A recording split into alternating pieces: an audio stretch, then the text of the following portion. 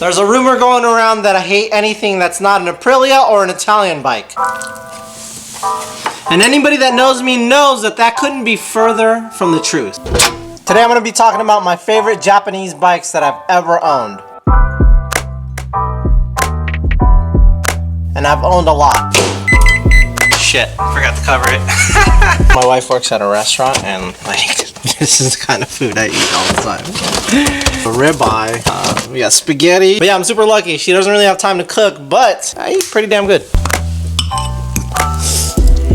So if you've been following me for a while, you know that my very first sport bike was a 2006 Yamaha R6. I had so many good memories with that bike. I love that bike, man. And I actually owned a few more R6s after that. I mean, what can I say about the Yamaha R6? It's the king of the 600cc's. It's won the Super Sport World Championship for the past 6 years. It makes the CBR look like a scooter. The freaking Hornet looking headlights until they changed it to the new style, which is hot garbage. And that really pointy tail is just, it's what sets the whole bike off. Man, I have so many good memories on my R6. I got my first speeding ticket, then I got like a reckless driving ticket, did my first crash on it. I was doing a 12 o'clock wheelie and then I went to 1 o'clock and then 2 o'clock. And this was my first rear stand for that Yamaha R6. I've had this stand for like 15 years. I haven't put the tender on this bike yet, so hopefully it doesn't give me any trouble starting up.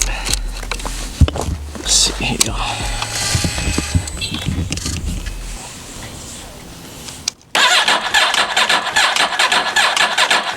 No.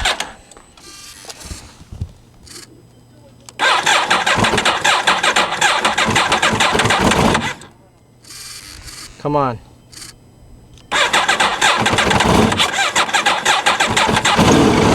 Oh.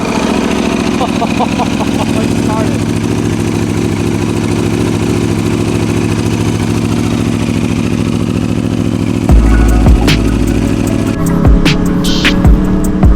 It was my first bike, it was my dream bike, and this is why I always tell people to just get the bike that you can afford, that you actually like.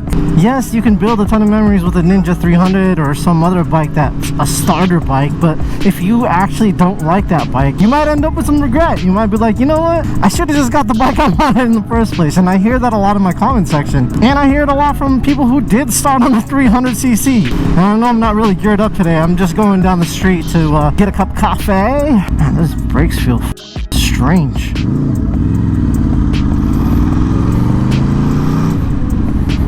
Plus, I wanted to get this out and running, man. It's been a few days, and I know y'all been anxious to see it.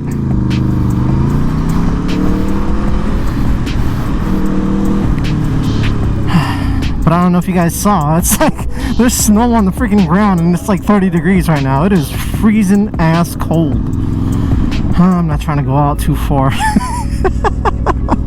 Made it to our destination, the good old Starbucks, fam. I mean, there's still ice on the ground, dude. Gee whiz, and I'm out here like it's summer. Oh man, I just wanted to do an appreciation stop for you guys. Look at this beauty, man. I love this freaking bike, but I'm no Aprilia cocksucker, alright? I love my RSV4. I love this one. Let's go. I'll head to my thing. So after I crashed that first R6, my baby, that thing was woo.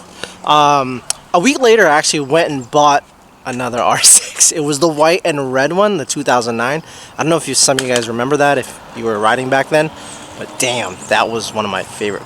Oh God, this is hot. I don't think they do sleeves anymore. Something about the environment, but yeah, that's... And at this point, I had been riding for like almost 2 years, and I figured it'd be time to upgrade. It was 2008, a brand new motorcycle had just come out. It was the Honda CBR 1000 RR. Now, if you know me, you know I'm not a fan of the 600 RRs. And if I'm being honest, I wasn't a fan of the old 1000 RRs before that as well. It's kind of dumb, but I really hated that dash. It's freaking ugly. And I really wasn't into that undertail exhaust either. That's the best spot for your helmet. Always. That should stir some shit. up in the comment section. But when the 08 came out and it had the exhaust on the side, and that bike was a way lighter leader bike, the whole world kind of went nuts for the 08 Fireblade. And honestly, I did too. I thought it was freaking awesome. I still think it's freaking awesome. And I actually got really lucky on that bike. My buddy happened to work at a Dodge dealership. Somebody had like buyer's remorse. They had bought a yellow CBR 1000 RR, traded it in. The dealership, of course, gave him 5,000 bucks. My buddy knew that was one of the bikes that I was looking for. He hit me up and he's like, dude, do you want to buy this bike? All these guys are gonna do is just turn around and sell it to Honda for whatever we gave that guy for trade-in. And I was like, yo, how much? He's like, 5,000 bucks. I was like, how much y'all want? He's like, what you mean, 5,000 bucks? And I was like, what, bro? I immediately went straight to the bank. I got the cash out. I gave my buddy a couple $100, and I also gave the other guy a couple $100, the guy that actually took in the trade-in. And yeah, I had the CBR 1000 RR for less than 5,500 bucks. And I think that bike had like 1,800 miles, man. It was a steal of a deal. So in the case of the Honda, my first 1000cc, it was definitely more about who I knew, not what I knew. I think I only owned that bike for like 8 months before I flipped it for a profit. Obviously, I made a good ass profit on that bike.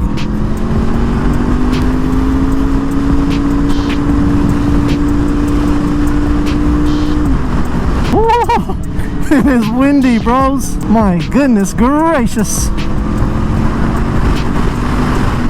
But it was the Fireblade that really taught me that 1000cc wasn't that intimidating. That bike was iconic in the sense that it came out before the S1000 RR, which changed a lot. But I think that was the first bike we've ever seen with that much power that was so lightweight. I think it had like 170 brake horsepower or something like that. And funny enough, when the S1000 RR was revealed, those two were like pit against each other for comparisons, tests, races. Like those two were the light superbike standards at the time. And it's crazy because the price difference was huge. I can't remember exactly, but I know that the Fireblade was much cheaper. You know, typical Honda.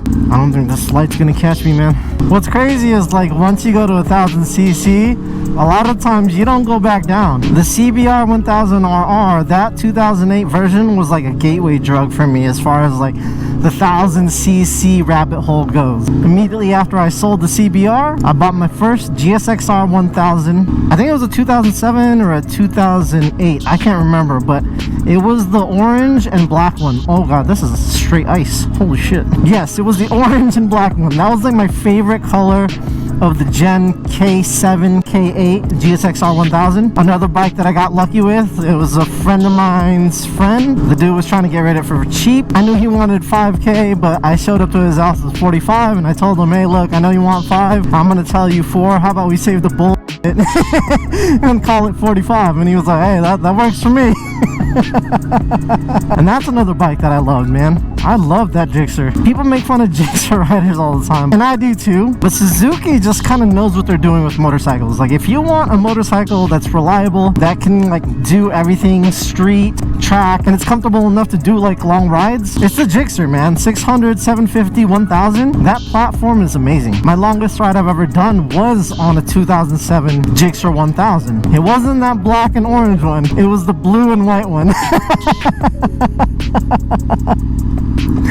I love that bike so much I bought another one. Now I bought that one to flip, but I actually held on to that one for a little while. That was the bike that I did 600 miles on in one day. I went to pick up my grandpa's ashes. I got a flat during the ride. It was fun, man. We rode from northern Nevada to like central California and back. We were all on sport bikes. It was sad. I had a blast, man. I miss my friends. Oh god, it's cold. There's just ice everywhere, dudes. Like little patches of ice. This shit's annoying. So for a while I was on a GSXR 1000 because I had gone through a few of them. I had a yellow one, I had a couple blue ones, of course the orange one. Straight ice right here, guys. And for a while I was like Gixxer for life because it was such a great motorcycle. It was a little bit heavier than the CBR, but it didn't take away from the bike being so easy to ride and so nimble. And the power band on Gixxer is like, it's so smooth, it's so linear. And that's kind of what you want in a 1000cc. You don't want something that's like full power all the time at, you know, really low RPM. And then when I got tired of like the Gixxer life, because I had done that for a few years, I decided I was gonna go back to Yamaha. I started my journey on the R6, and I don't know why the R1 was so intimidating to me, but that's exactly what the R1 was for me. It was just the 1000cc, right? The R1, the Yamaha R1, the coveted Yamaha R1. So somewhere like around 2011, I picked up a 2010 Yamaha R1. The cross-plane crankshaft, the Big Daddy Yamaha R1 with the bulbous headlights. That bike was cool, man. I had a lot of fun on that bike. The only thing I don't like about that generation crossplane is it's freaking heavy and it's freaking clunky as heck, man.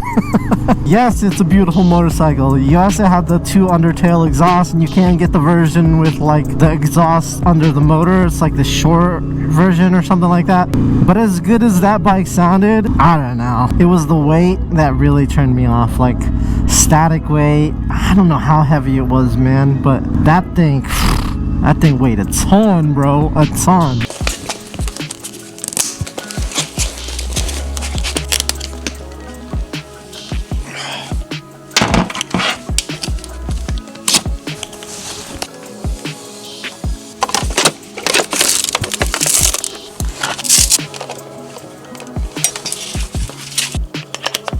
Alright, I got the tender on this time. We're gonna let that tenderize. I love you. See, at this point I had been riding for maybe like 7 or 8 years, and I actually still haven't bought an Italian motorcycle.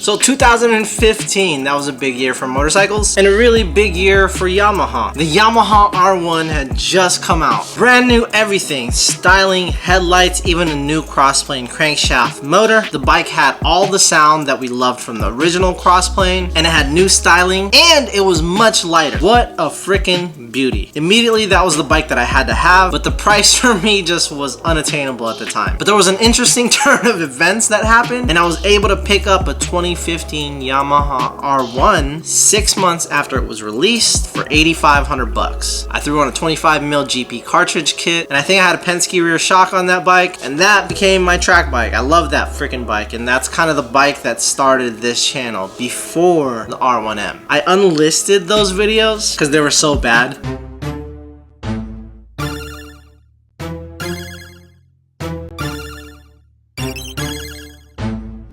What's going on, YouTube? This is a Dobomoto. But I really love that bike. I love that bike so much. It had the sound, it had the styling, it was light. If you guys don't know me, I actually love the R1. Like, that is one of my all-time favorite Japanese bikes. And it was around that same time that I actually bought my first Ducati. I didn't pay much for the Ducati. I paid like 4,500 bucks. It had been down. It was a 2007 1098S. I figured if I bought an Italian bike, I wanted to buy a wrecked one, so that way at least I could learn how to work on them. And that's what I did. I learned everything about the Ducati 8 Series. That bike taught me a lot. I still wasn't sold on the Italian bike thing. I was just like an Italian bike hater, just like a lot of you guys. Anyway, I was getting out the army, and we were about to buy our first house. I had to sell my bikes for a little bit, you know, free up some cash, buy some furniture, that kind of stuff. But a few months after we had closed on our house, I had missed my R1 so much, I went and picked up the R1M, Maryland, the bike that really started this channel. I did a bunch of track days on that bike, did a bunch of canyon runs, crashed it a few times. The R1M taught me a lot. I think the biggest thing that that bike taught me was that you shouldn't buy a motorcycle based on how much you liked it. Because to be honest, the 2015 R1 and the R1M did not fit me at all. I had changed the clip-ons, I had changed rear sets. I did everything I could to try to make that bike work for me. It was very difficult to get really fast lap times on that bike. I even did Roth gearing on it, 1 down, 2 up in the rear, and I just could not get that bike to work with me.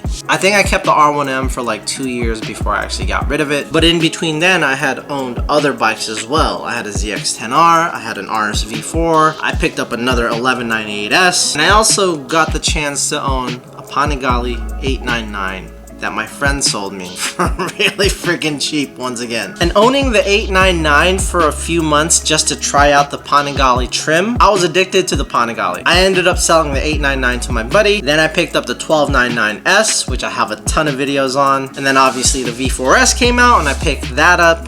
love that bike as well. Very similar in terms of ride, obviously different power plants. And then somewhere in between that, I watched like way too much Motonicity, picked up a bike I didn't even really want. Everybody and their grandma has a S1000RR, and now I had one too. Did the whole Brentoon bullshit that they do with the stupid $800 flasher or whatever the hell that is. I don't think that thing's freaking worth it. But yeah, I did all that YouTube bullcrap. It was dumb. I hated that bike. The S1000RR is a great platform. For me, that bike just has no character and no freaking soul. And again, everybody has one.